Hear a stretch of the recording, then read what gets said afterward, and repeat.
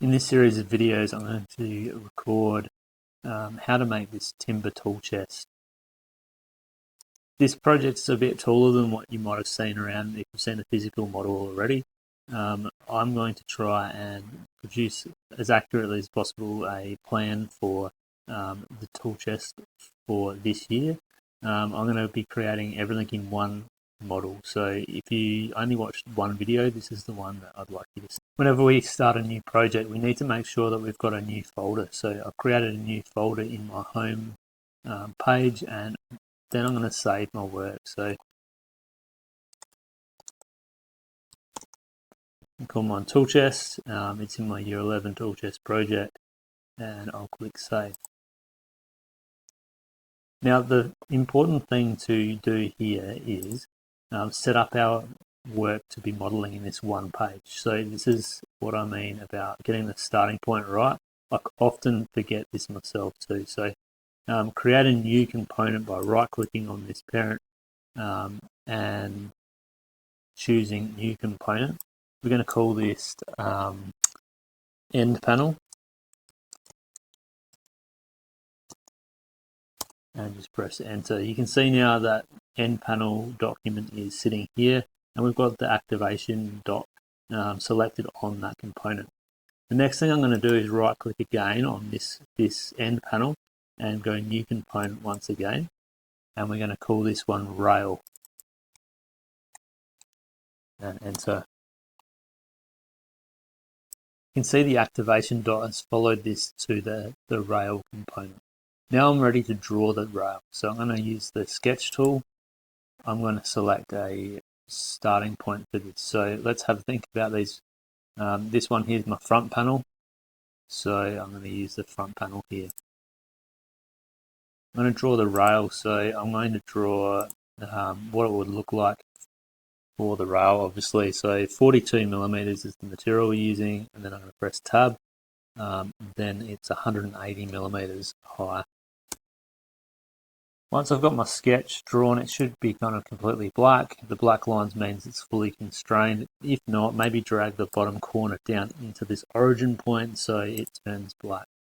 I'm going to finish this sketch, and we're going to press E for extrude, or click the extrude button, and we're going to extrude this to 19 millimeters. 19 millimeters is the standard stock, and that is what our woodwork project is going to be eventually.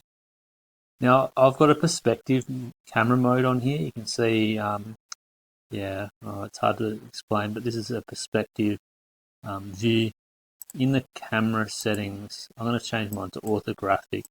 It looks a bit ugly while we're modeling it in orthographic, but it's an easier view to model in. The next thing I'm going to do is I'm going to cut the groove in this front edge. Now, I might actually do it from this edge here, so I'll click here, create a sketch. Doesn't matter if you're working on the top or the bottom to do this, and choose a location to draw the groove in here. This time I'm just going to draw a random box. I'll press Ctrl Z and just show you something.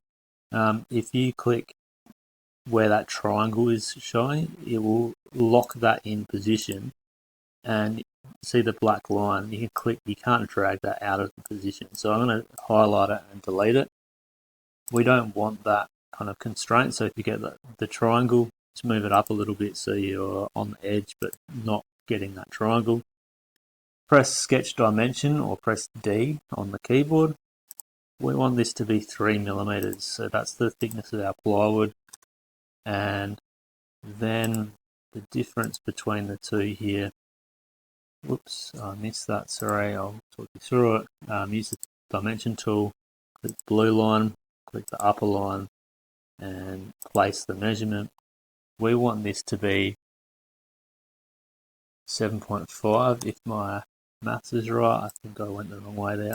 8.5 should be right. You can see I just did the opposite side here, so this one's 8.5, 7.5. Obviously my maths is wrong, so I'm going to click this one and type in 8, and that brings them even. This one here that's got brackets in, you might have noticed an error message come up before. This is what we call a driven dimension. We literally can't dimension all three of these and have conflicting measurements.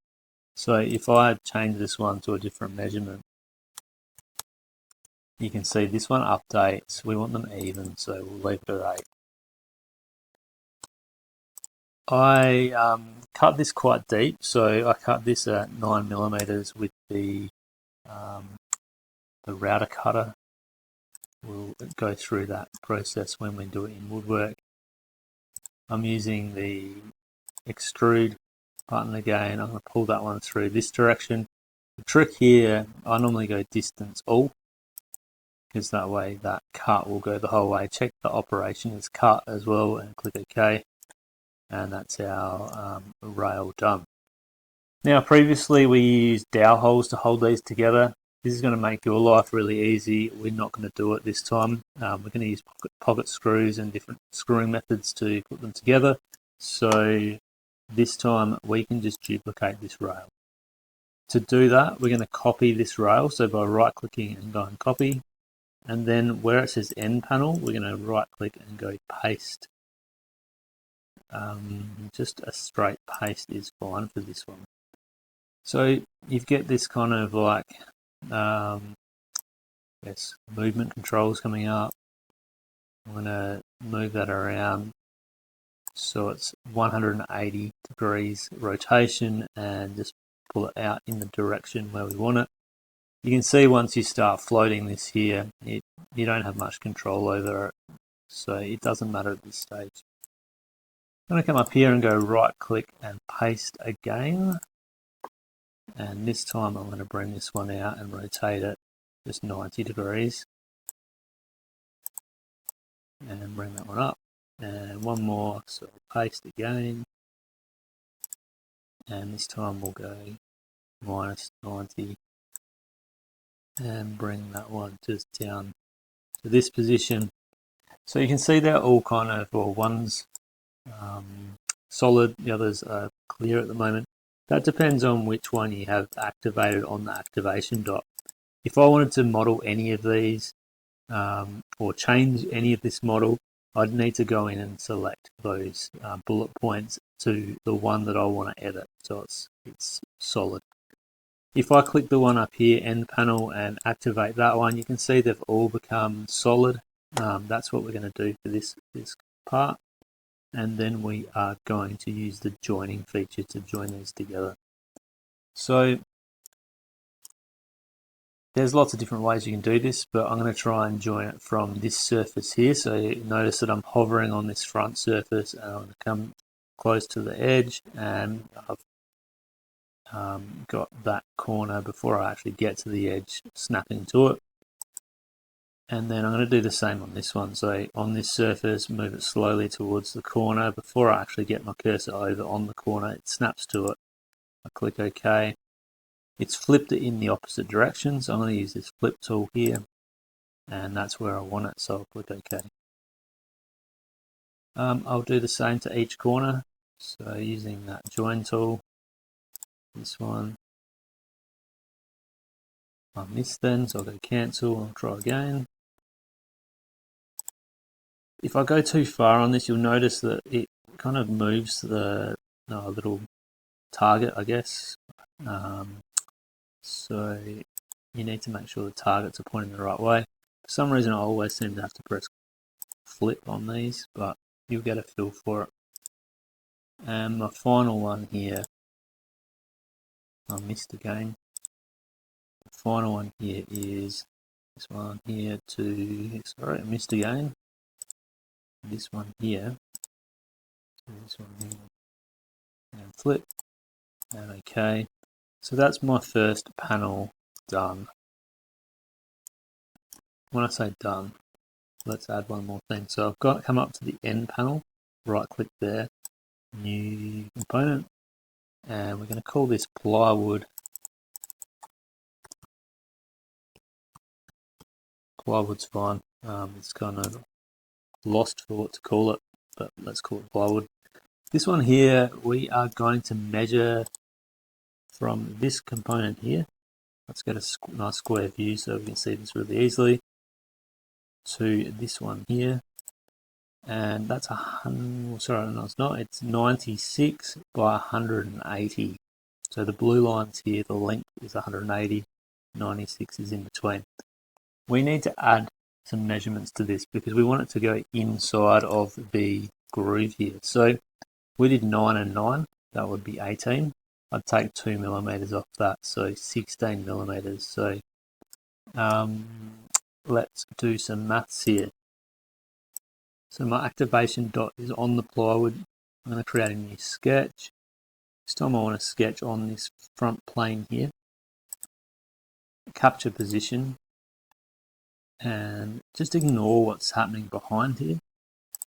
We're going to kind of click on the origin and then bring my cursor out. So the bottom one here is, let's just tab to the top one here. It will be 96.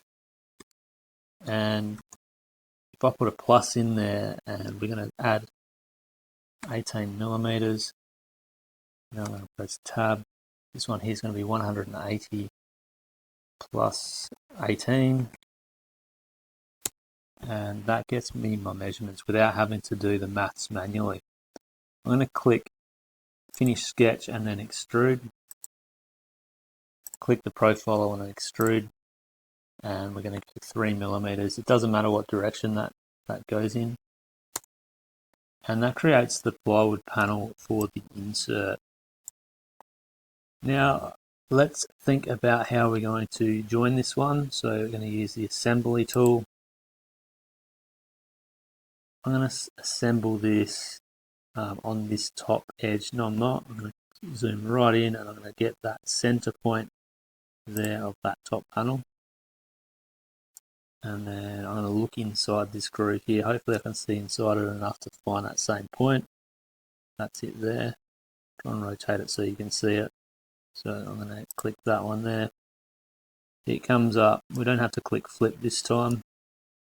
So it comes up and it lines up. You can see through this here that it should sit. It's exactly on, because I did 9 and 9. For the actual woodwork project, we'll make this panel a little bit shorter. It works well here with Fusion, but yeah, we'll make it a little bit smaller because that ensures it glues in without kind of making a gap in these areas. So that's the first panel. What I can do now is I can activate this one here. I can use this tool here to, before I do that, I'm going to click my eyeball where it says joins here. That kind of gets rid of that. I'm going to compress this. I'm going to come up and click save. And the next video, I'll show you how to duplicate this panel and add the longer front and back panels.